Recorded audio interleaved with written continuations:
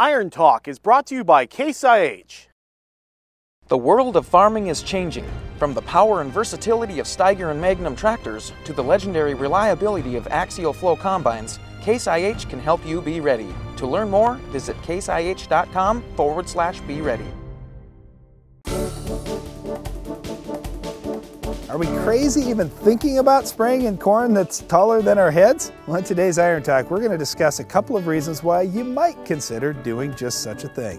When you've got corn that's 8 or 10 feet tall, weed control is probably not your biggest concern. But if you do have some weeds that are getting away from you, you could actually spray something like a 2,4-D or another product late in the season once the corn silks are brown. We call that time brown silk, and after brown silk, that's okay. But what many guys are doing at this point, when you've got corn that's fully tasseled, is spraying some fungicides. Now, you definitely can do that with a ground rig. You're going to run over a little bit of corn, so you want to make sure that you think you're going to get a good enough gain to justify it. Now, when you're talking disease control in corn, you don't have to get all the way down to the very bottom leaves like you do in soybeans if you're after diseases, but what you do need to do is focus on that ear leaf. So if you can get at least down to the ear leaf, so the top 3 or 4 feet of that corn plant, that's going to get a majority of the diseases that you're going to be dealing with. So when you're out spraying with a high boy sprayer, you just have to be careful not to run over too much corn, and then think about your timing. With disease control, you have to be at least fully tasseled,